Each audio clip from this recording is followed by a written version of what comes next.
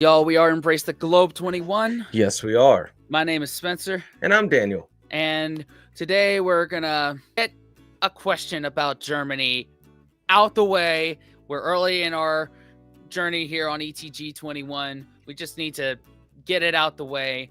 Do Germans talk about World War II? What do they teach about the Holocaust? From our friend Felicia from Germany. And there's a way you said it earlier. I can't remember. I feel like let's do this one time, because for us, I would say, I'm going to phrase this. Like, you bring up Germany, automatically, as an American, I think of World War II, which is not these things that we're going to talk about out of the way, so that way I can discuss other things with, let's say, a German I meet out there. Then this, right. A better way to phrase that. But I'm just saying, like, okay, what she has to say. That way I'm more informed. And that's not the first thing that's like, oh, let's ask. Because I know it's annoying. Right. Like about 9/11 or something like that. Yeah. It's nothing that we particularly like talking about. And I'm sure our German friends don't like talking about that to non-Germans all the time. Especially, I remember back to when we did the dumb questions from Americans. That was something that touched on was that.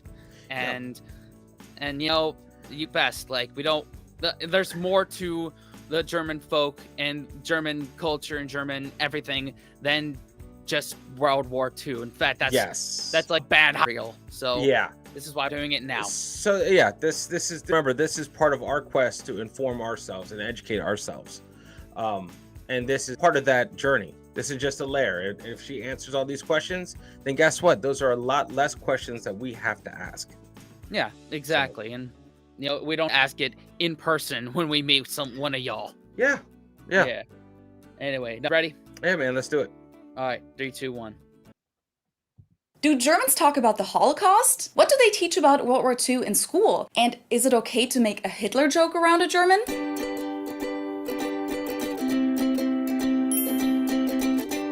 Hello, servus, and welcome back to my YouTube channel. My name is Feli. I'm originally from Munich, Germany, but I've been living here in Cincinnati, Ohio, on and off since 2016. If you think of Germany, especially in a historical context, what comes to your mind? I bet at least 99% of you are thinking of Nazis, World War II, the Third Reich, Hitler, and the Holocaust. And rightly so. It's one of the darkest chapters in history.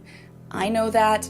You know that, yet a lot of people are unsure if this is something they can bring up around me and other Germans. Some people assume that it's a total taboo topic in Germany, something that isn't really discussed in society. But how much of that is actually true? How does Germany deal with its dark past? What is taught about it in school? And is it okay to bring the topic up around Germans? Now, I have answered this question in different contexts before, like in this Q&A video, for example, where I gave a quick 2-minute summary, but today I would like to dive a little deeper. I'd like to talk about how this topic has been dealt with publicly in Germany over the last 78 years since the end of World War II. I'd like to share my personal experience of how it was approached in my school and my personal environment, and I'd also like to share how other Germans from different regions and of different generations have experienced this. To do so, I asked my German viewers to fill out a survey about the topic, and I received over 230 responses that will give you guys and myself a pretty good idea of how Germans in general think about the curriculums and the overall approach of how we deal with our country's dark past. After the end of the war in Germany in May of 1945, the Allied powers, France, UK, USA, and the Soviet Union, divided Germany into 4 occupation zones and started the process of denazification, demilitarization, decentralization, and democratization, also referred to as the 4 Ds. To denazify the country, the NSDAP, so the Nazi Party, and all sub-organizations were banned, and its laws were abolished, and all signs of of the Third Reich were erased from everyday life, including books, uniforms, medals, and street names. Germany also had to make reparation payments to the victorious powers and other affected countries that were mainly paid in machinery, manufacturing plants, and forced labor. Most Germans were also subject to investigations by the International Military Tribunal that was looking to identify the different roles people played in the Holocaust and in committing war crimes. Germans were divided into 5 categories, from major offender to exonerated individuals. Major offenders were tried in the first Nuremberg trial from November 1945 to October 1946, and in 12 subsequent Nuremberg trials that were solely held by the US. All in all, 36 defendants were sentenced to death, 125 received prison sentences, 23 of them for life. Not all of these verdicts were actually executed though. A lot of the convicts ended up being released after just a few years and pardoned from the death penalty as the denazification process became more and more lenient in the Western zones. Due to the extremely high number of cases, less severe offenders were soon handed over to civilian tribunals under German administration, and it became increasingly difficult to find a balance between punishment and rebuilding the country, for which the occupying powers needed to fill a lot of important positions. And having hundreds of thousands of Germans in internment camps didn't exactly make that easy. Now, together with the development of the Cold War, during which West Germany was considered an important ally,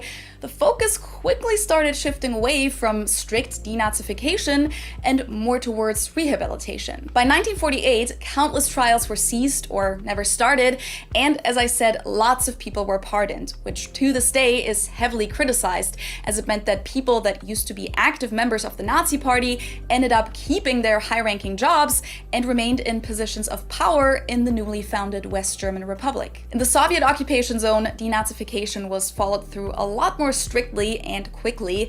By spring of 1948, they had fired and replaced over 500,000 people. But how did the Germans themselves deal with the war and this dark chapter moving forward? Well, for the first 2 decades after the war, it pretty much just wasn't talked about at all. The country was full of people who were actively involved in the crimes of the Third Reich, and most common way of dealing with it was silence. Most of them weren't willing to face their own guilt, let alone take responsibility for their actions, and their families often preferred staying in the dark about how badly their own spouses, parents, and grandparents were really involved in it all. Same thing applied to schools. Many of the teachers were formally involved with the Nazis, and the details of the Third Reich were barely part of the curriculum. It wasn't really until the 1960s that young adults in Germany started demanding from their elders to take responsibility for their past and to start an open public dialogue. Some of this was part of the 1968 student movements in West Germany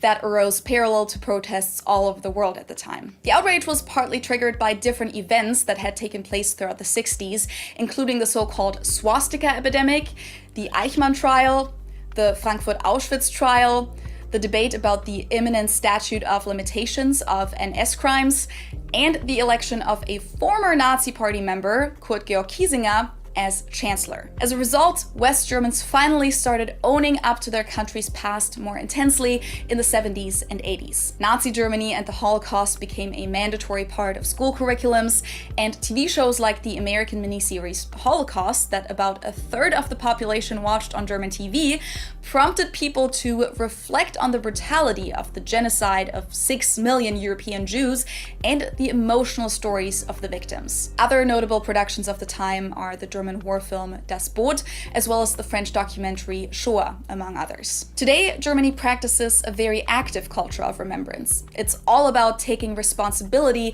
for our country's devastating actions of the past and making sure that something like that can and will never happen again. This includes that it's actually illegal in Germany to deny or downplay the Holocaust. 17 other European countries have similar laws, by the way. It's also illegal to do the Hitler salute or use Nazi insignia, unless it's part of art, science, research, or teaching, and the topic is a visible part of public life. Many former concentration camps have been turned into memorial sites that can be visited today to learn from the past and understand the scale of the Nazis' crimes. In addition to that, street names, memorials, museums, and stumbling stones commemorate the victims of the Nazi regime all over Germany. Germany. The Stumbling Stone, or Stolperstein project, was started in the 90s by German artist Gunter Demnig and entails brass plates inscribed with the names and life dates of victims that are set into the pavement outside of their last known address or workplace. You'll never know when and where you'll quite literally stumble over one, which shows that deportation took place anywhere and everywhere. And by bending down to read the victims' names, you're pretty much bowing down to them to pay them respect. To this day, over 75,000 of those stumbling stones have been laid all over Europe, making it the world's largest decentralized memorial. And of course, there are countless movies, documentaries, and books that critically deal with the Third Reich and the post-war era, and that ensure that the victims of the NS regime aren't forgotten. To this day, the historical responsibilities that Germany carries are deeply ingrained in German culture and politics. Germany has a very unique relationship to Israel, for example, and in the late 50s and early 60s, they signed contracts with Israel, with the Jewish Claims Conference, and 12 European countries regarding compensation to victims of the NS regime, some of which are being paid up to today. You'll also notice that most Germans don't really have a very pronounced sense of patriotism. With the exception of sporting events, like the Soccer World Cup, you won't see a lot of German flags, for example, not even in schools and other public buildings, unless they're government institutions. There's no such thing as the American Pledge of Allegiance, and the German national anthem is only sung on a small number of occasions. Whether that goes back to an ongoing feeling of guilt and shame, and whether or not that's still called for, is actually a much discussed question among Germans. By the way, you won't find any Nazi statues in Germany. Hitler himself actually banned any kind of memorials of him from the beginning, and other statues were either taken down by the Nazis themselves to repurpose their metal for the war effort, they were destroyed by bombings, or at the latest, taken down by the Allied powers after the war. Oh my goodness. Wow, man. Oh God, that's so sad. That's so important. Yeah. So important. Okay. Yeah. So, but that's crazy how late it took to talk about it. Yeah. Yeah. That's pretty. That's like 40 years after the fact Yeah. that Yeah. that discussions happened. Yeah. It's like the 60s is when any type of discussion period was even thought about to be talked about. Well, remember, if you break it down into like generations, right? Yeah. Um so of the kids of that party, the Nazi Yeah. party, Yeah. That generation. they started talking about it. They're like, okay, let's get this stuff out there. You know, grandpa's been very quiet about some stuff. Now we need to talk Yeah. about it. And I Yeah. think that is so important. That is so important, especially in rebuilding and deconstructing that is and making sure it doesn't happen again or anything like that happens again is talking about it openly. So the more you Yeah. talk about it, the less it has to boil over into an issue. Yeah. Yeah. Talking about an issue, like you that's the first step of resolving an issue, is like admitting that there is an issue. Yeah. Yeah. But that's Yeah. crazy. That's yeah, I mean, I figured that. I just didn't know how late it was, you know? Yeah. And that's crazy how some people got back into power. That must have been very awkward for a lot of Yeah. people. Yeah. Yeah. Um and it's interesting to see that like on the western Germany, it happened a lot quicker. Russians came in, took care of business, and then it took a little bit longer on the Eastern Germany Yeah. because they were in the middle of a Cold War. So stuff Right. kind of fell to the wayside. Yeah. Yeah. Yeah, that little bit at the end where she said like lots of Germans don't really feel pride in their country, like that piece of the puzzle clicked for me right then and Yeah. there. It's like no wonder you're not Yeah. you're not, Germany like Yeah. that. I get it. I mean I get that. Aside from sporting events, global sporting events, it's yeah, okay. Okay. That's understandable. I understand that. Concept was like, hey, let's just chill with this national anthem thing. You know, Yeah. I get that. To me, that clicks. Like, fair enough, fair enough. But it's interesting to see that they're policing themselves. They're they're Yeah. they're making it known. They're not trying to scrub the past. Right. They're Which, not trying to sugarcoat it. Like yeah, and that's crazy that there's literally laws like you can't, downplay the Holocaust. You can't do the Nazi salute, which that makes sense to yeah, not yeah, do yeah. that. You don't do that. Yeah, no displays of the swastika. Good. Good, good, Yeah. good, good, good, good. So okay, man. That's interesting. Yeah. Yeah. Let's move Let's on to see the next how. one. Yeah, because this is interesting. I want to see Yeah. how it was taught. Yeah. Yeah. Uh, so what Felicia's own experience Yeah. here. Yeah. Now, what do German students learn about World War II and the Holocaust in school? Let me start by sharing my own experience. As you guys know, I'm from Munich, which is in the state of Bavaria, and I went to elementary school and then to a gymnasium there. That's important to note because the school system and the curriculums in Germany actually differ from state to state. Now, I'm 29 years old, so it's been a while, and I don't remember every single detail. Hold on. She's 29. When was this put out? 9 months ago. Okay. Okay. Okay. 2023. So I guess she'll be 30 this year or 31. I turned 32 this year, so we're about the same age here. So I figure that's might be important to this comparing Maybe. ages. Yeah. Maybe. But I do know that we started talking about the topic relatively early. I think in 5th or 6th grade, and then we pretty much talked about it all the way until graduation. And it wasn't Okay. just in history class, but in a lot of different subjects. It was a very present topic in German class, for example. In 6th grade, we read a book called Damals war es Friedrich, which is about the friendship between a non-Jewish boy and his Jewish neighbor throughout the Third Reich. Then later on, we read books like Die Welle, originally The Wave, which is about a school experiment about the Third Reich, and then we also read Die Schachnovelle by Stefan Zweig, as well as Andorra and Homo Faber by the Swiss author Max Frisch. We also talked about it in religion/ethics class a lot, because yes, that's a mandatory subject in Bavarian schools.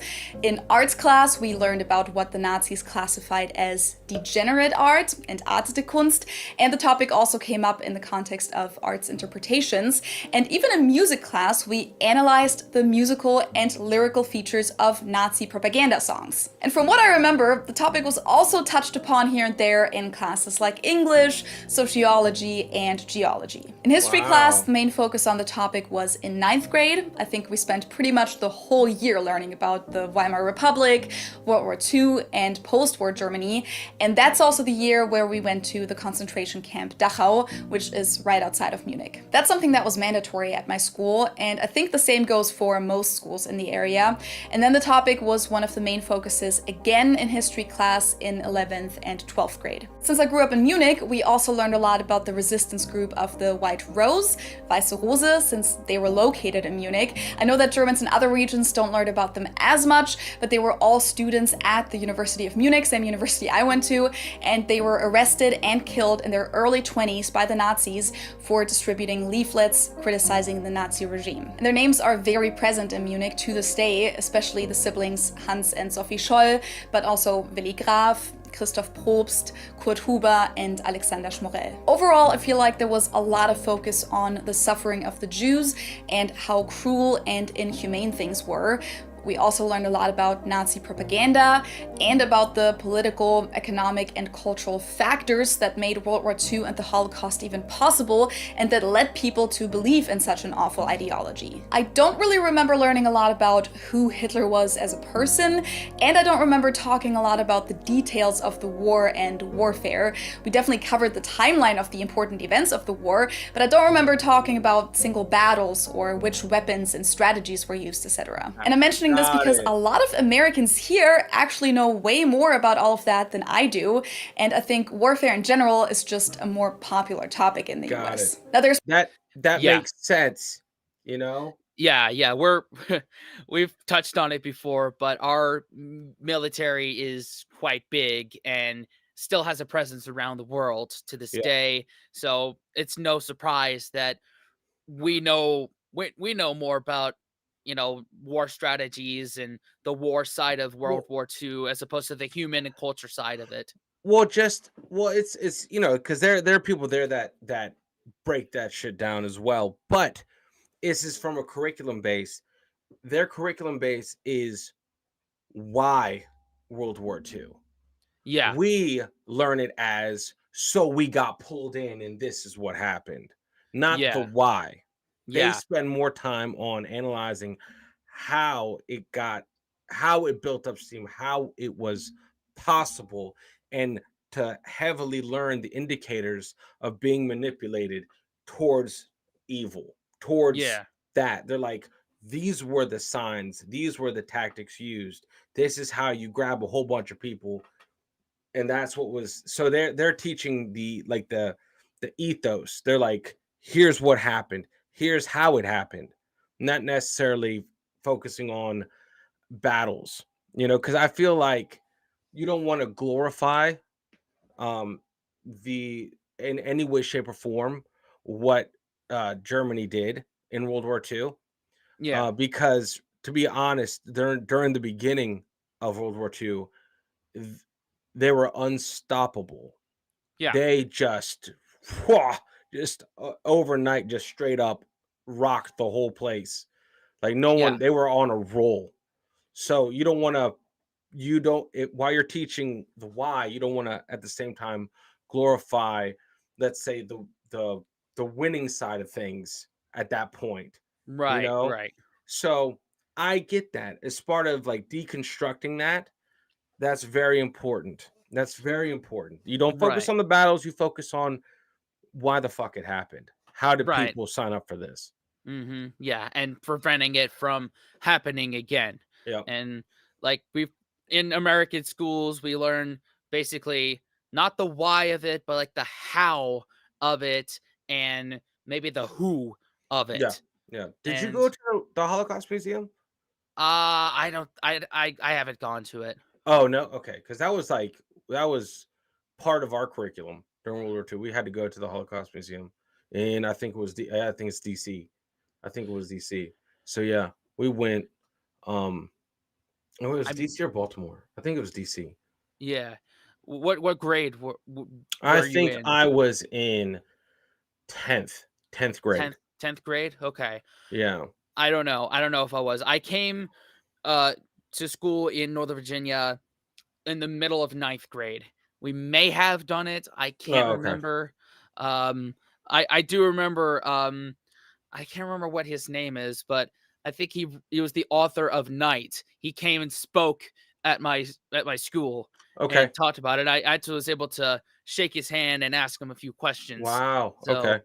I remember that much of it. Wow. Okay. And Yeah, no, it's very important. yeah, And for any American that's watching this shit, go to the Holocaust Museum. Like absolutely, it is absolutely. it's not a it's not an how would I say, it's not like an upper museum, obviously. It's No, not no, like but it's a necessary experience. 100%, It 100%.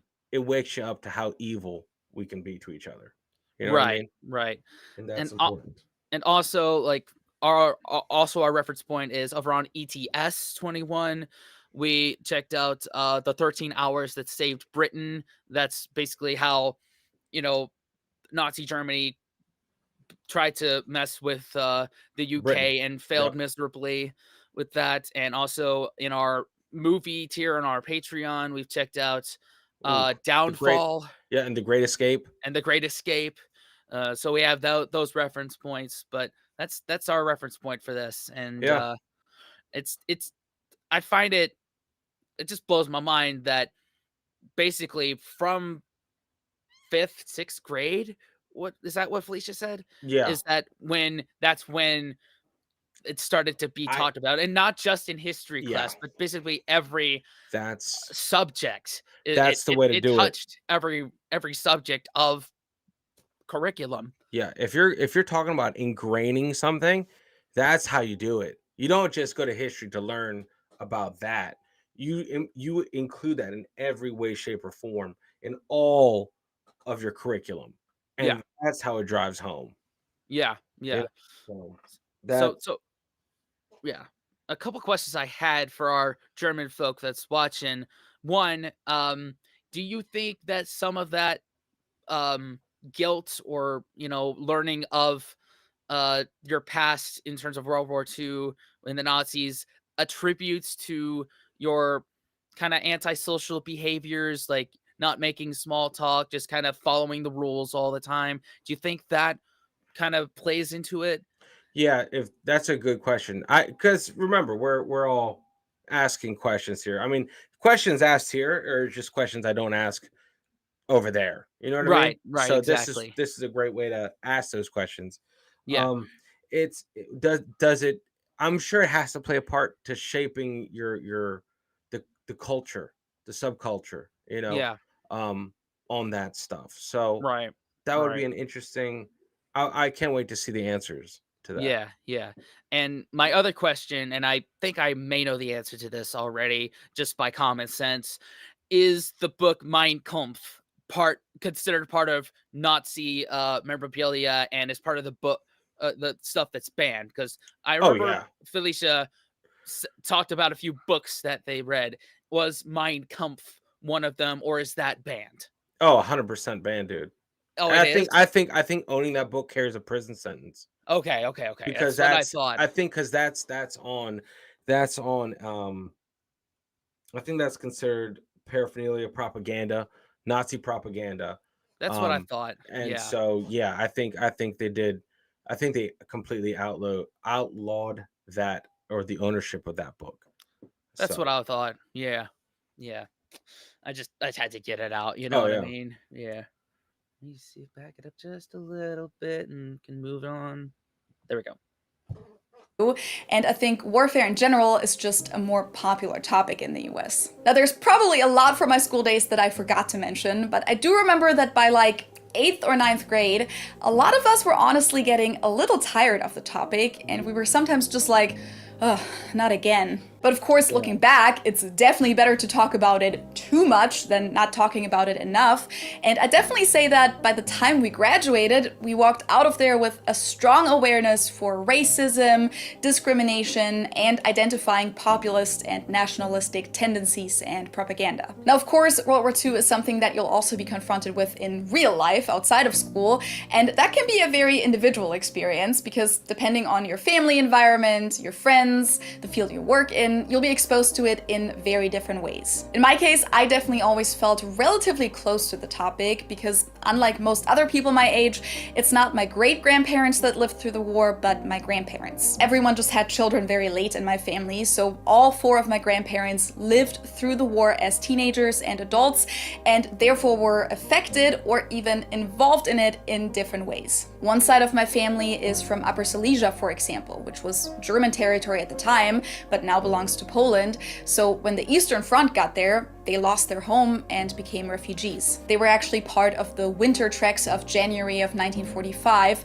which was historically cold, and they fled partly by foot and then started from zero after the war, like so many people in Germany. One of my grandfathers was also imprisoned in the GDR for a few years. Now, only one of my grandparents was still alive when I was born, my grandma, but I did hear a lot of first-hand stories from her, and of course I heard a lot of stories about my other grandparents from relatives, and I read about it in their memoirs. So that's my personal connection to the topic, and maybe that's also the reason why I feel extra passionate about fighting discrimination of minorities, and why I believe that war is the worst thing humans have ever invented. Wow, that's pretty moving right there. Hmm. Yeah. Yeah. Yeah. Jesus. Mhm. I feel like that just affected everyone. Remember, World War II, as an American, we felt it differently. Yeah. We just Yeah. sent people over, and like that's what we did, right? Yeah.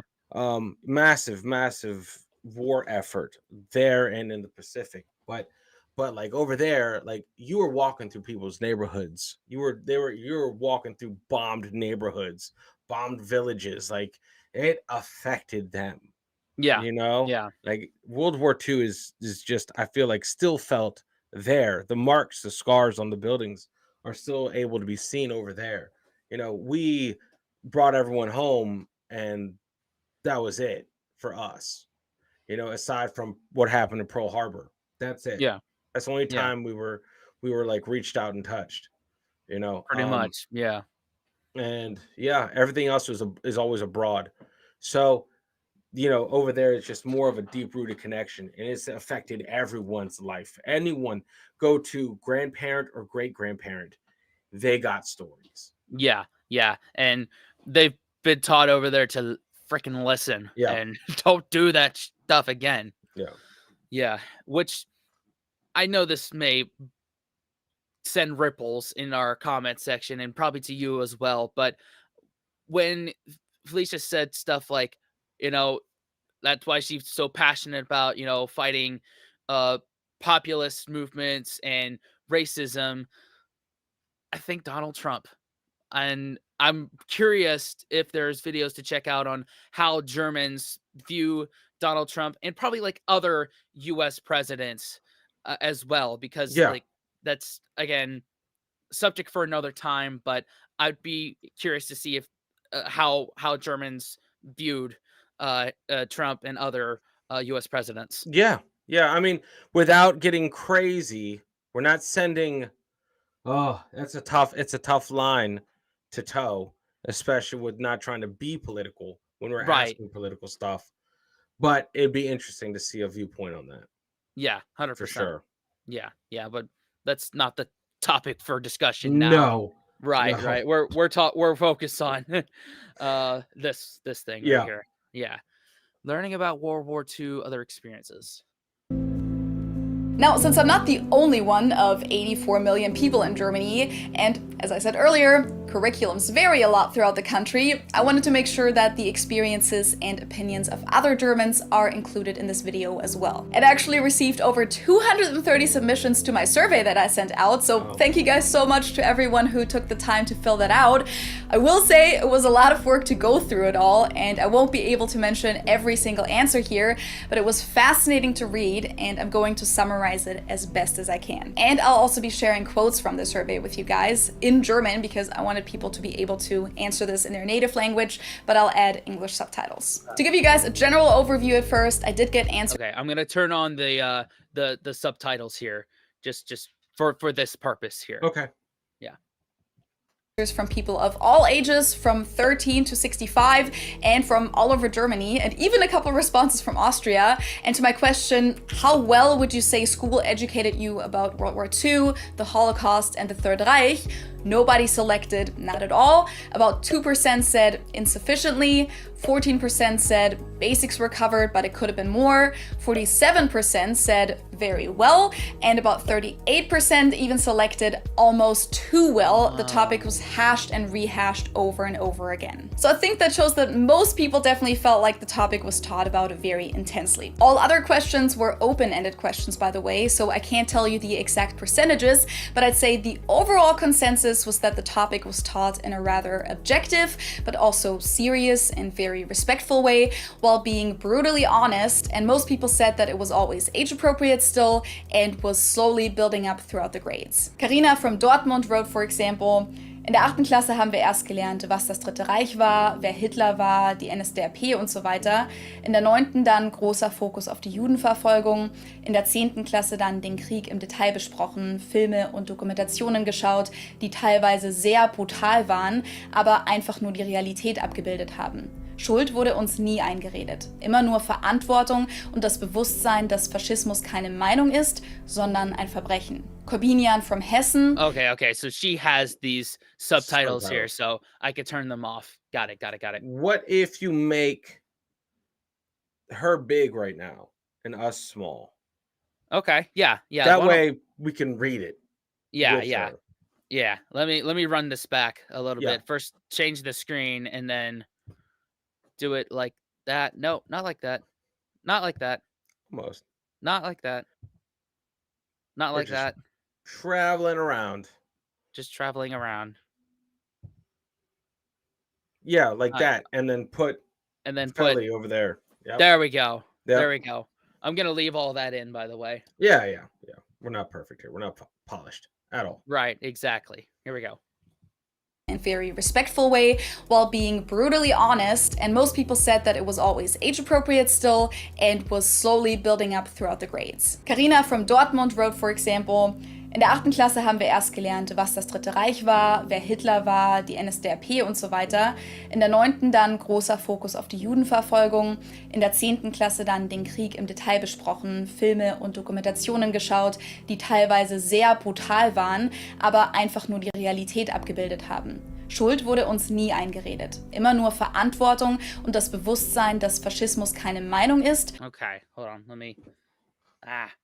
Almost had that. There we go. But crime. Okay. In Okay. 8th grade, we first learned what the Third Reich, Hitler, and the NSDAP, etc. were. In 9th grade, the main focus was on the persecution of the Jews. In 10th grade, we then discussed the war in detail, watched films and documentaries, some of which were very brutal, but they simply portrayed reality. We were never told to feel guilty. It was only about responsibility and the awareness that fascism is not an option, not an opinion, but a crime. Okay. All right. Keine Meinung ist, sondern ein Verbrechen. Corbinian from Hessen. Meiner Meinung nach wurde das Thema zwar häufig relativ brutal durch Bilder, Videos, Filmaufnahmen etc., aber dennoch altersgerecht behandelt. Häufig wurde bei Opferzahlen und Holocaustmorden tief ins Detail eingegangen. Dennoch war die Behandlung des Themas meiner Meinung nach genauso angebracht, weil man dadurch überhaupt erst den schieren Schrecken und die unfassbare Unmenschlichkeit begreifen konnte. Es war häufig nicht schön anzusehen, doch genau so haben wir gelernt, was dieser Abschnitt... Okay. In my opinion, even though the topic was often taught in a relatively brutal way with pictures, videos, film recordings, etc., it was still age appropriate. Often, the number of victims and Holocaust murderers went into great detail. Still, I feel the treatment of the subject was just appropriate because it allowed one to grasp the sheer horror and incomprehensible inhumanity in the first place. It was often not nice to look at, but this is how we learn what this period of German history actually means. Yeah, that's nuts. I wish our schools did this. I wish our schools had this in the freaking curriculum. Yeah. Like, you know what? I'm tired of it. I'm tired of people sugarcoating fucking history. Yeah. Like, I'm with you, bro. They're like, it's fucking brutal out there. It's not supposed to be rainbows and fucking gumdrops. Yeah, history's history. History's history. fucking full of blood and guts. Like, it's not supposed to be sugar-coated. Yeah. And unfortunately, in the American education system, a lot of stuff is sugar-coated. Yeah. Like I could go off on about how a lot of American history is, but that's for another video. Yeah, but I feel like, over here, like we tend to hold punches, and it's like, dude, that's not history is not the subject to hold punches. Exactly. Like, the more brutal and more real it is, the more it drives the point home. Yeah, exactly. Abschnitt der deutschen Geschichte überhaupt bedeutet. And Alex from Karlsruhe said, es war angemessen, respektvoll den Opfern gegenüber und informativ. In Geschichte haben wir uns kritisch damit auseinandergesetzt und haben uns Fragen gestellt wie, was war die Ideologie der Nazis? Was waren ihre Ziele? Wie konnte es dazu kommen? Es gab auch einen Vortrag von Salih Perel, einem Überlebenden des Holocausts bei uns an der Schule, der für alle ab der 8. Klasse verpflichtend war. Eltern durften auch kommen, wenn sie wollten. Er hat uns davon erzählt, was ihm passiert ist und wie es ihm damit ging. Am Ende durften wir auch Fragen stellen. Zum Thema Schuldgefühle hat er etwas gesagt, das mir viel geholfen hat. Ihm ist bei seinen Vorträgen aufgefallen, dass junge Menschen oft Schuldgefühle haben, obwohl sie nichts damit zu tun hatten. Das ändert aber nichts. Stattdessen ist es unsere Aufgabe, sicherzustellen, dass es sich nicht wiederholen kann. Es gab später auch noch einen Vortrag von einem Ex-Neonazi bei uns an der Schule. In der 11. haben 2 Geschichtskurse, meiner eingeschlossen, eine Exkursion zu einem Konzentrationslager in Frankreich gemacht. In deutschen Religion haben wir uns mehr mit der Perspektive der Verfolgten auseinandergesetzt und welche Rolle die Kirche zu der Zeit gespielt hat. Unter anderem durch das Tagebuch der Anne Frank. Okay, hold on. Wow. Just missed that one. All right. It was appropriate, respectful of the victims, and informative. In history, we looked at it critically and asked ourselves questions like, What was the ideology of the Nazis? What were their goals? How could this happen? There was also a lecture by Sally Perel, a Holocaust survivor, at our school that was compulsory for everyone in 8th grade and up. Parents were also allowed to come if they wanted. He told us about what happened to him and how he felt about it. At the end, we were also allowed to ask questions. He said something about guilt that helped me a lot. During his lectures, he noticed that young people often feel guilty even though they had nothing to do with it, but that doesn't change anything. Instead, it's our job to make sure it doesn't happen again. Later, there was also a lecture by an ex-neo-Nazi at our school. In 11th grade, 2 history courses, including mine, went on a field trip to a concentration camp in France. In Germany, in German and religion, we dealt more with the perspective of the persecuted and what role the church played at the time. Among other things, we looked at the Diary of Anne Frank. Anne Frank, we've gone through that, went through that in my school. Yeah, yeah. Man, this is so the words that keep coming up every single time are appropriate, respectful, and guilt is also coming up a couple times too.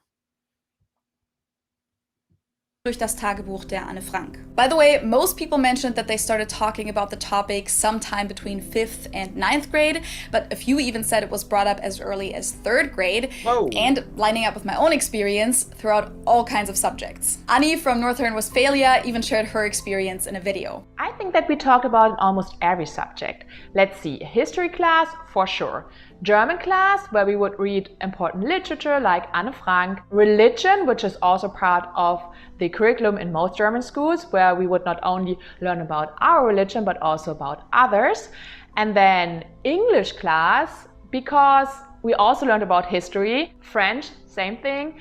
French history, where we talked about the Normandy and D-Day and you name it. Silke from Oldenburg said about this: Im Geschichtsunterricht wurde recht ausführlich über das "Wie konnte sowas nur passieren" gesprochen. Der verlorene Krieg, Wirtschaftskrise, vorhandener latenter Antisemitismus. Im Kunstunterricht ging es um die Idealbilder, die sich in Bildern, Statuen und Architektur wiederfinden und um das, was entartete Kunst genannt wurde. In Deutsch und Englisch Okay, all right. In history class, the topic of how could something like this happen was discussed at length. The Lost War, economic crisis, existing latent anti-Semitism. Art classes dealt with the ideal images found in pictures, statues, and architecture, and what was called degenerate art. Also, suitable reading material on the topic in German and English. Okay. All right. passende Lektüren. One person said that they watched The Boy in the Striped Pajamas in English class, for example, and in German class, people mentioned reading the books I mentioned earlier, but also books like The Diary of Anne Frank, Als Hitler das rosa Kaninchen stahl, or Die Blechtrommel, and movies such as Schindler's List. A few people also mentioned analyzing Hitler's rhetoric, as well as his speech and writing style, to better understand his propaganda techniques. Hitler's own book, Mein Kampf, however, was only mentioned by one person in the whole survey, which probably has to do with the fact that up until 2016, it wasn't actually allowed to be printed in Germany due to copyright issues. So if the book was discussed in school, it was usually just in the form of extracts. In addition to learning about personal destinies from books and movies, a lot of people also mentioned visiting concentration camps. I was actually a little surprised by how many people mentioned that, especially since not every school is close to a former concentration camp. So for many, this included an overnight trip. Some people even traveled to Poland to visit Auschwitz. Charlotte from Niedersachsen said, okay, before we get to this one, that's interesting that even if there weren't some concentration camps close, they made the trek. Yeah, and they made the trip out. It's huge. It's so important. Yeah, so 100%. important. My God. Yeah. Let's see what Charlotte's got to say. Der Besuch des KZs in Bergen-Belsen ist bei uns Standard in der 9. oder 10. Klasse, was ich wichtig fand, weil man die Dimensionen viel stärker nachempfinden kann. Zusätzlich war ein Teil unserer Klasse in Krakau-Auschwitz, was ein bis heute einprägendes Ereignis war. Von dem Lager ist ja verhältnismäßig viel erhalten und die Bilder sind mir im Kopf geblieben. Danach wurde uns auch der Raum gegeben, über unsere Eindrücke zu reden, in einer Runde mit der mitreisenden Lehrkraft. Ich würde behaupten, dass jeder Deutsche einmal dort oder in einem vergleichbar gut erhaltenen KZ gewesen sein soll. Okay. Visiting the concentration camp in Bergen-Belsen is standard for us in the 9th and 10th grade, which I found important because you could feel the dimensions much better. Additionally, part of our class was in Krakow, Auschwitz, which was a memorable event to this day. A relatively large amount of the camp has been preserved, and the images have stuck in my head. Afterwards, we were given the space to talk about our impressions in around with the teacher who was traveling with us. I would argue that every German should go there or to a concentration camp that is in a comparably well-preserved state at least once. Okay, I'll go with you on that one, Charlotte. Yeah. Yeah. Leute. Carina wrote, vor allem der Besuch mit Übernachtung im KZ Buchenwald war eine Erfahrung, die mir bis heute, 14 Jahre später, noch sehr stark im Gedächtnis geblieben ist. Was mir retrospektiv positiv in Erinnerung geblieben ist, dass nicht beschönigt wurde. Man hat uns immer die brutale Wahrheit darüber gesagt, was die Nazis den Menschen angetan haben. Egal wie grausam. All right, just pause it in time.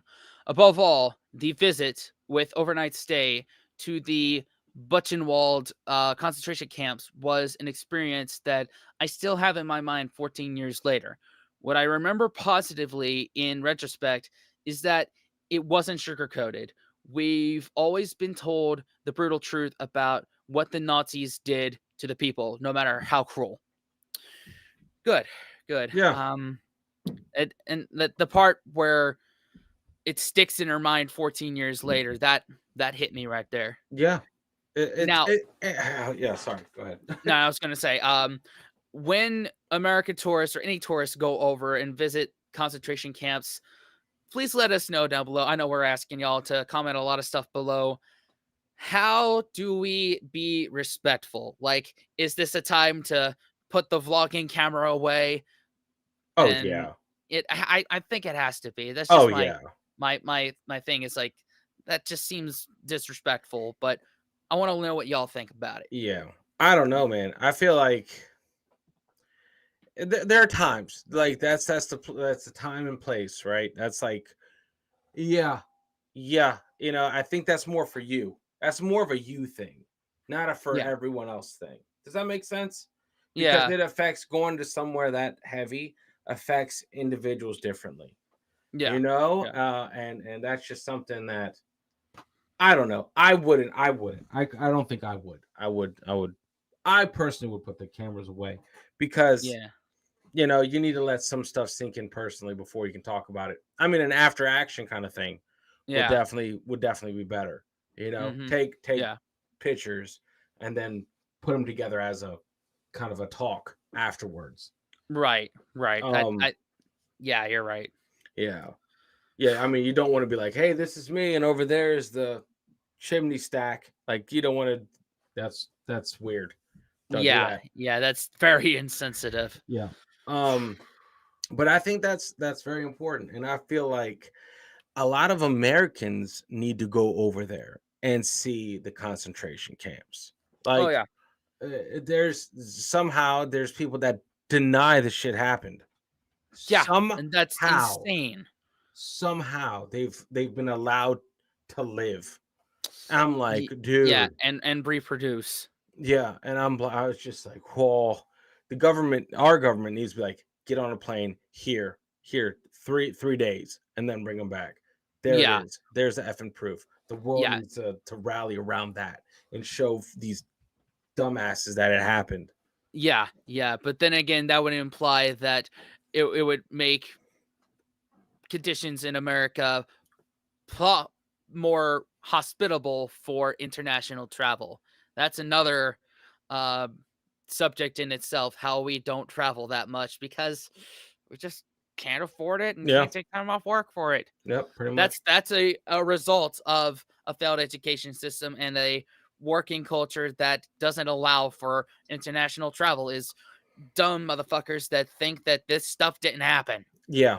That's the most insulting thing out there. It's like, oh no, it didn't happen. Like, are you shitting me? Like, are you Mm-hmm. shit? Oh, anyway. Anyway, Mm-hmm. Yeah, it's yeah, not yeah. about them or us. It's about this video right here. Exactly, exactly. In addition to that, a lot of people mentioned visiting museums, memorials, synagogues, Jewish cemeteries, and things like the Reichsparteitagsgelände in Nürnberg or the home of Klaus von Stauffenberg even. A lot of schools also organized a trip to Berlin, which is actually something we did too in 10th grade, and that certainly included visiting the memorial to the murdered Jews of Europe, among other things. And a lot of people also said that they had historical witnesses talk at their schools, like we heard in one of the quotes earlier, which I think is one of the most valuable experiences you could have, especially since today most of them aren't around anymore. One thing that I could definitely tell from the survey was how heavily people's experiences were dependent on the teachers they had. I think that's always the case in school, of course, but I think specifically with this topic, not everyone had a good experience. Sabine wrote, for example, meine Lehrer waren von der Nachkriegsgeneration, die das Schweigen gebrochen haben. Allerdings haben sie das Thema überkompensiert. Uns wurden sehr stark Schuldgefühle vermittelt. Ab der 3. Klasse haben wir Bücher über das Thema gelesen. Die waren natürlich noch nicht so brutal, aber später wurden wir nicht geschont. Wir haben grausamste Bilder ansehen müssen und waren auch in Auschwitz oder in Israel, wo wir unter anderem mit Opfern des Holocaust geredet haben. Insgesamt hat mich die Art und Weise, wie uns der Holocaust in der Schule beigebracht wurde, ziemlich traumatisiert. Ich bin später ins Ausland gegangen und habe dort erst nach Jahren ein relativ normales Verhältnis zu meiner Nationalität entwickeln können. Heute habe ich keine Schuldgefühle mehr. Allerdings tragen wir Deutsche eine Verantwortung, dass dieses Thema nicht... Okay. My teachers were from the post-war generation who broke the silence. However, they overcompensated for the issue. We were made to feel very guilty. From the 3rd grade on, we read books on the subject. Of course, they weren't that brutal, but later we weren't spared. Sorry. We had to look at the most gruesome pictures, and we also went to Auschwitz and Israel, where we taught the victims of the Holocaust, among other things. Overall, I was quite traumatized by the way we were taught the Holocaust in school. I later moved abroad and only after years was able to develop a relatively normal relationship to my nationality. Today, I no longer feel guilty, but we Germans have a responsibility not to forget this topic. Okay, so this is someone that was like right on the cusp of right when they started talking about it, and they really didn't have a system in place of how to tackle this subject. Yeah. So Yeah. it's good to get that perspective on it. It is. It is. You know, I mean, Yeah. but I mean, yeah, but I don't know. I think the heavier the better sometimes. Yeah. But Yeah. yeah, I get it. I get it. It should be age appropriate. You know, you should lead up. I mean, kindergartners shouldn't be shown pictures from Auschwitz. You know, I don't get, you know, that's a little much kind of stuff. Yeah, yeah. What Felicia said is like early as 3rd grade is what some folk were taught 3rd about. grade. Yeah, 3rd grade. Yeah. So nothing earlier than that. Got it. Yeah. But I don't know. And plus that's a huge part of it too, is who's teaching the curriculum and how they were affected. Yeah. You know, that's how the message gets conveyed. So this is a very interesting video, to say the least. Yeah, yeah, and we're only like 2/3 of the way through it. Vergessen wird. And a person from Mainz shared another pretty negative experience. Responding to the question in what manner it was taught, they said, sehr detailliert, fast schon schwärmerisch, für die Ausländer in der Klasse sehr beleidigend. Hatten eine ziemlich braune alte Dame als Lehrerin in Geschichte. Es wurde definitiv zu oft von den guten alten Zeiten gesprochen. Ich fand es schrecklich, dass sie eine Lehrkraft zugelassen haben, die schon fast verherrlichend über so ein schreckliches Thema gesprochen hat und einem jeden, der eine negative Einstellung dazu vertrat, eine schlechte... Oh my God, here we go. Wow. Very detailed, almost enthusiastic. It was very insulting for the foreigners in the class.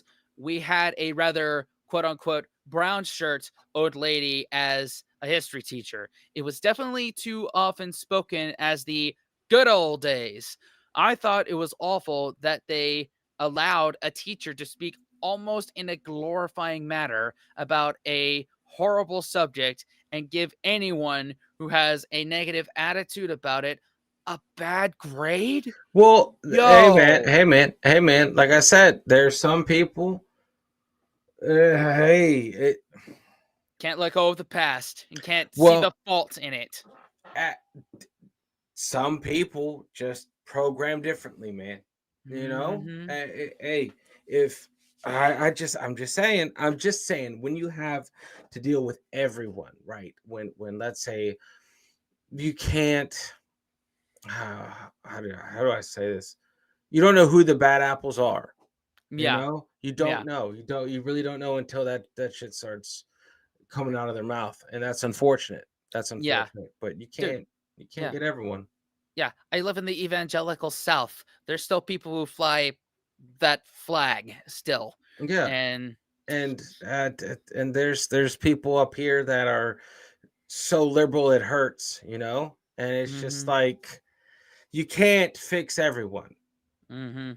you know, Pretty regardless much, from where you stand. pretty much, So pretty you're gonna much. have these teachers. Yeah, you're You're gonna gonna have have those bad apples, and how she. I guess this is one who lied on their resume and still got the job. yeah, pretty much. That's Yeah, unfortunate. But yeah, yeah. Ugh.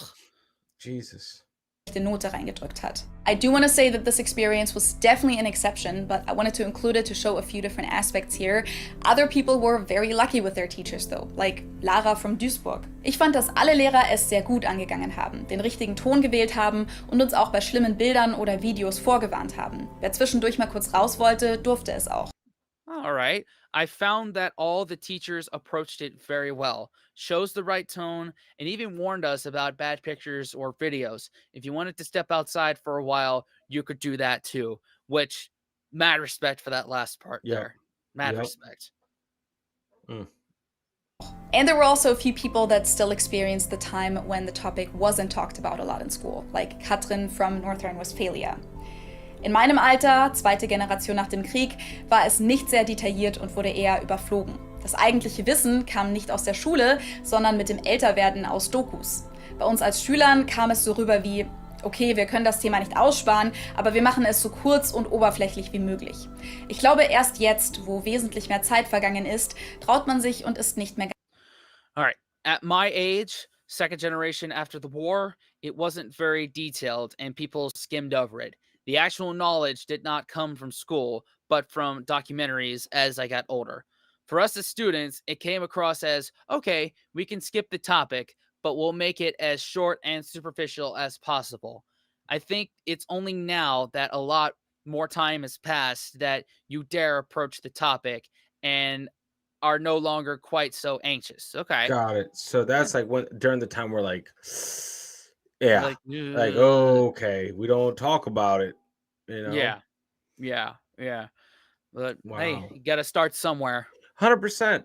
Yeah, 100%. You know, even though like we can't is and that's that's the teachers, you know, it's like, oh, okay, we can't skip it. So we're gonna go through this thing real yeah, quick. yeah. Tick the box. Yeah, take the box. Yeah. Man. Ganz so beklemmt.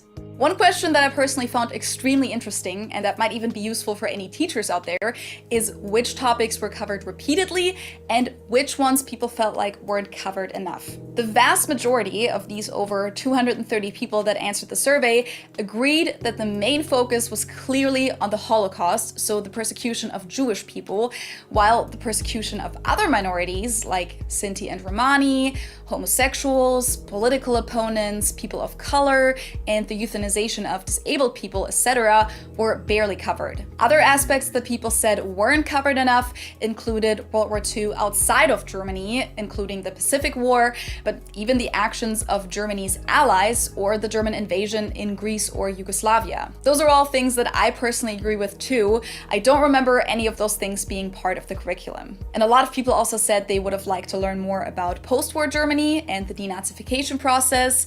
also about the history of anti-Semitism and that it wasn't something that the Nazis just came up with themselves, about German refugees. And I also saw quite a lot of people sharing my experience that they didn't learn a lot about the details of the war in terms of tactics, different battles, etc., and about Hitler as a person. I think no one is born evil, and I cannot recall that we talked about what had happened to him, why he became that kind of person. So yeah, I think this would have been also important to understand. One thing that was very interesting was that about half of the people said that they really focused on how the Nazis seized power and how the weaknesses of the Weimar Republic led to that, which is what I mentioned too, that was focused on a lot in my school.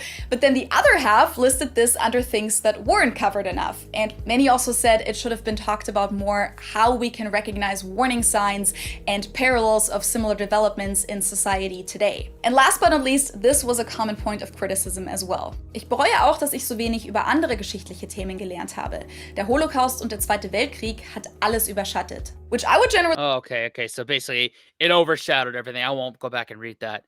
But that's interesting that a lot of other things were not taught as much as World War II and the Holocaust. So in a interesting way, there's like a similarities in curriculum based stuff, right? Yeah. Like over here, we don't learn a lot about what happened everywhere else. Right. We learned about what we did during World War II for a long time, for at least a year, right? Yeah. And we also learned about the Civil War, all the War of 1812, things like that. We learned all about that. Yeah, but nothing else that was happening in the world at that time. Right. Right.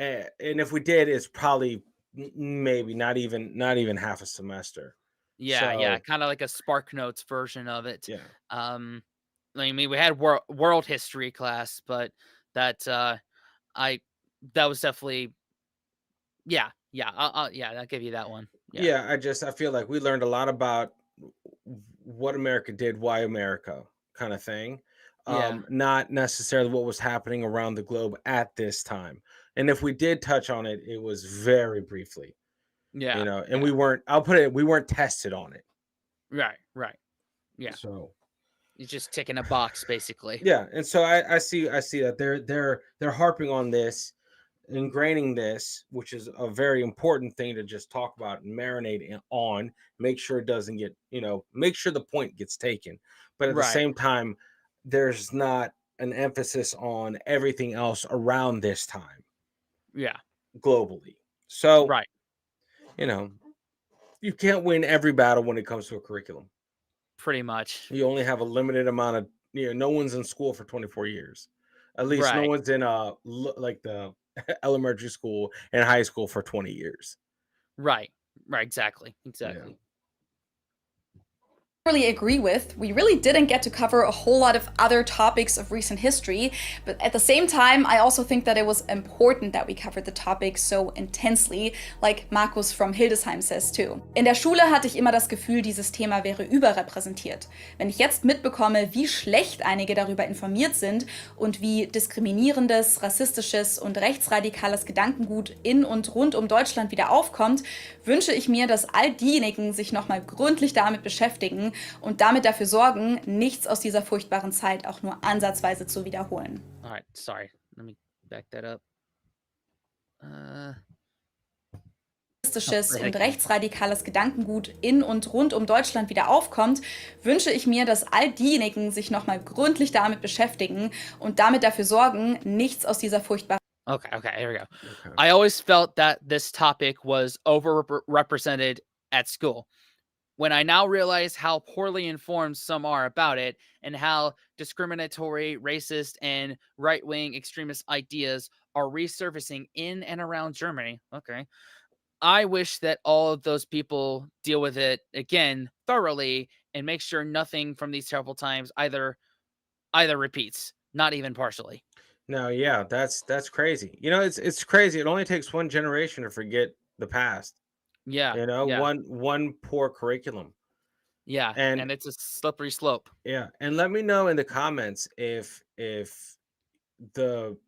because what we've learned over here, at least barely touched on, is right wing, left wing could mean different things over there.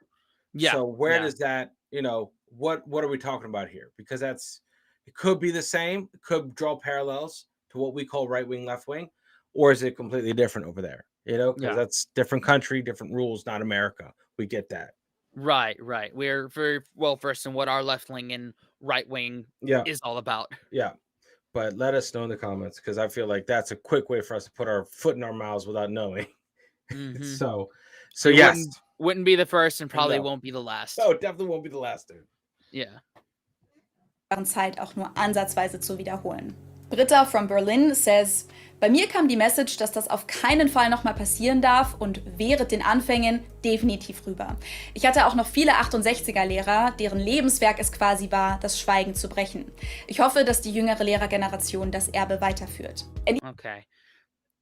All right. So the general consensus is had one of those 1968 teachers and continue the legacy. I won't go back and read it. Yeah, I like what he said though.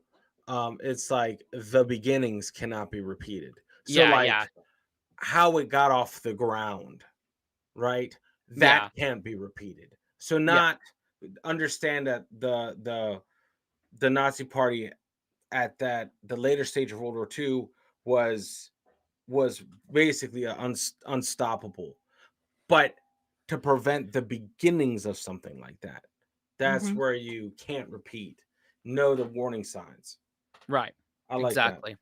Yeah. Even Laura, who became a history teacher, said this. Natürlich habe ich zwischendurch, wie wohl fast jeder deutsche Schülerin, das Gefühl gehabt, dass es zu viel thematisiert wird. Im Nachhinein finde ich es aber gut. Es hilft heute sehr dabei, rechte Parolen, wie Gaulands Aussage, der Nationalsozialismus sei Vogelschiss gewesen, einordnen zu können. In terms Okay. Okay, another point of she's glad that it was overtaught, even though she didn't like it in the beginning. Good to recognize certain signs that it's about to pop back, rear its ugly head again. Yeah. In terms of how present the topic is outside of school in Germany today, people shared a lot of different opinions and experiences, and I won't be able to include all of them in this video, but many mentioned, for example, that some German TV channels pretty much show Nazi documentaries 24/7, which is definitely true, and I know that can be pretty surprising for people visiting Germany. Some people said that the current political developments all around the world worry them and that they feel like German politicians should be more actively fighting that. Some mentioned how this whole topic of inherited guilt, Erbschuld, is still weighing on us as a country, but most people said that they think that Germany is doing a rather good job dealing with this topic, even though it's not perfect, and that it's important that the German government commemorates the victims of the NS regime on days like the International Holocaust Remembrance Day or on German Volkstrauertag and other memorial days. And some people also shared how difficult it can still be within their own families. I'm just going to read one quote from a young German that represents that pretty well. This is from Vivi, 18, from Lüneburg.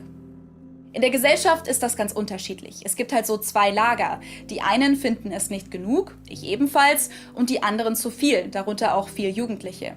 Gut finde ich den Umgang in den öffentlich-rechtlichen Medien. Gerade zum Beispiel Kika hatte eine gute Kampagne, um es den Kindern näher zu bringen. Der Krieg und ich heißt das, glaube ich.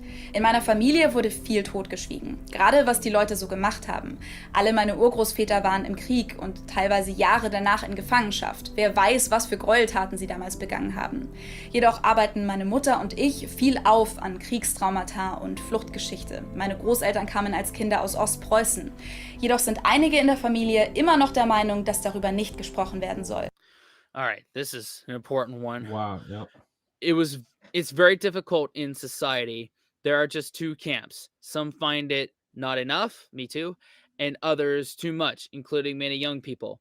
I do like the way our public broadcasting is dealing with it. For example, Kika, TV channel for kids, just had a good campaign to bring it closer to the children. I think it was called The War and I. There was a lot of silence in my family, especially regarding what people had done. All of my great-grandfathers were in the war, and some were in captivity for years after. Who knows what atrocities they committed back then? However, my mother and I tried to work through the war trauma and refugee background. My grandparents came from East Prussia as children. However, some in the family still feel it shouldn't be discussed. Some have already taken their guilt and secrets with them to the grave. Whew. Yeah, that's a tough one to have in the family. Oh, yeah. You Americans watching, y'all think that your family get-togethers are rough, especially if there's differing political opinions. That ain't got nothing on this. No, man. I mean, yeah. Some because remember, I mean, and you have to be completely open about it. It's like when you say your great grandfather fought in World War II, it means something different over there. Yeah. Two completely different connotation. Yeah. Yeah. So Yeah. and a lot of people's great grandparents did over there. Yeah. It's just The reality. the reality of it. So Goodness. Einige haben ihre Schuld und Geheimnisse bereits mit ins Grab genommen. Last but not least. Okay, let me change the screen back for this last little part here. Oh yeah. Yeah. If we can. Yep. Oh, there we go. There we go. Resuming.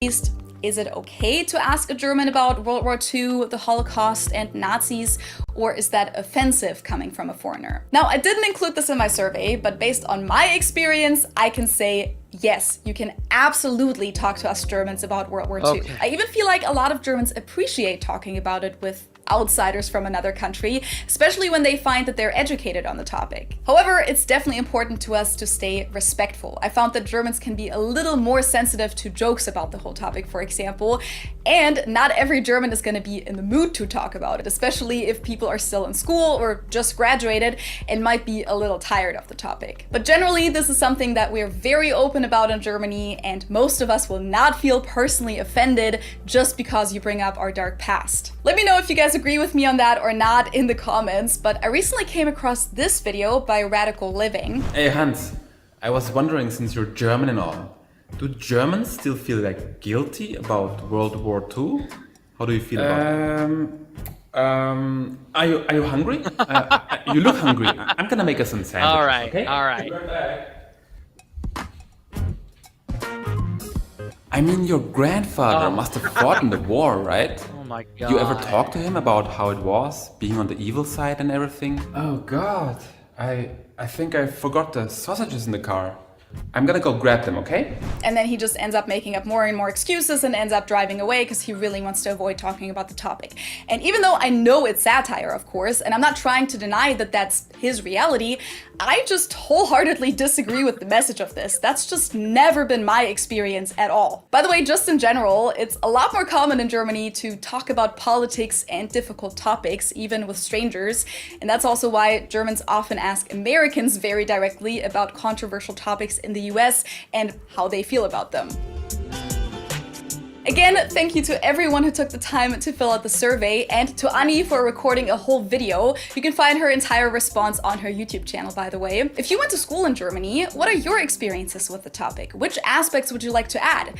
And if you're not from Germany, how does your country teach about World War II or their own difficult past? And was there anything that surprised you in this video?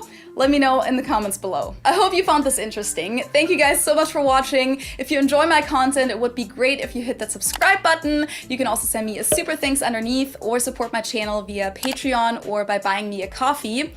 This is where you can find me outside of YouTube. And with that, I hope I'll see you next time. Tschüss! Thank you. Thank Yeah, you, that was Felicia. We'll probably drop a super thanks when this video goes out as a thank you for being so open and honest with this very difficult subject matter here. And it makes sense, man. A lot of what you said and how they've taken it. There's no perfect way to talk about it, and there's really no perfect way to handle it. But they're doing the best that they can with what they could do. I feel like it's everyone knows it's a difficult topic to talk about. I don't like when Americans are like, well, let's just talk about World War II because our experience for World War II is completely different than Yeah. everyone else's. Mm-hmm. You know, it's just, and a lot of people don't understand tact when it comes to this subject. Right, right. And I guess that's just something that the both of us should just be prepared for when we do go abroad, is talking about American subjects that are very taboo to talk about in our regular life, like the Civil War, 9/11, January 6th, Martin Luther King, things like that. Yeah, I mean, Again, like, also, we're not always in the mood to talk about things like that. Like, sometimes we're here to have a good time, find, explore, have a beer, but like, there's well, good day, bad days, just like any other native of any country in the world. yeah, yeah. I think, you know what? I mean, we both opinions on or we both have opinions on everything, right? Yeah. And it's just, I don't know. I feel like if a German asks me a tough question, I'll probably take the time to answer it, since, hey, you know, you've been talking about tough questions for a long time. Right, There's right. really nothing tougher than what guys have been talking about your whole school life. Pretty much. So Pretty much. yeah, I'll German's tough question out of Mhm. respect. Yeah. Yeah, fair. Like, okay, anyone else? I don't know, but if a German asks me a tough question, I'm like, all right, man, all right, man. Fence, obviously, I offense to tough questions, you know, but as you don't take offense to the response, to the answer. That's Mhm. what I'm gonna say. You know, and especially this, like, you know, we are not plugged in. I'm not plugged into that sphere of like Yeah. political. I don't like talking about stuff that I'm not knowledgeable of, Yeah. because it's ignorant on my part. Right. Right. You And know, I'm in the same camp, you know. I have local news on, but I'm just not one that heavily researches topics like that. We're building up our own channels and nurturing our community, and just not the yeah, topic, and that American in us is just avoiding topics like that. yeah, yeah. It's like, I know I'm very careful of ingesting everything. You know, I'm aware of some stuff, but I'm not. I have things I gotta do other than talk politics with everyone. You Yeah, know, yeah, and we're all underpaid here. We don't have time to talk about it. yep, yep. And I don't like, our platform is one where we're gonna solve a lot of things. You know what I Yeah, mean? yeah, it's not gonna solve anything. It's just No, gonna divide.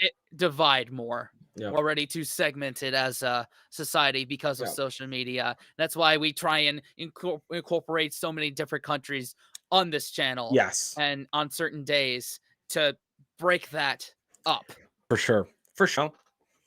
But it's good. It's good to have talks. It's good to have discourse. It's good to be open to questions, as well as all different answers. So Yeah, yeah, I'm with there. I'm looking forward to reading the comments under this video. Yeah, yeah, you and me both. In terms of editing, I'm just gonna make sure audio is balanced and call it a day after that. Yeah, yeah. This is pretty much a movie length right here. Yeah, yeah. We're you that on ETS. Yep, ETG, we gotta get all accustomed to yep. that. To our more content for sure. Yeah, but hey, if Felicia was gonna, you know, sell her other things that she you could with on her, we'll do it as well in Yep. this outro as well. If you enjoyed it, we appreciate you watching to the end. Consider subscribing and watching another video. Consider also supporting our other channels. I have an original country and folk music channel and a food and recipe channel. Yep. Daniel, he has a music reaction channel and a kid stories channel. Those are linked down in the description as well. Yep. And what would you like to tell them all, Daniel? My goodness, unplug and do something legendary, guys. Yes, and don't forget your history. Just Yeah. don't eat the bad parts. Yep. See y'all in the next one. Later, guys.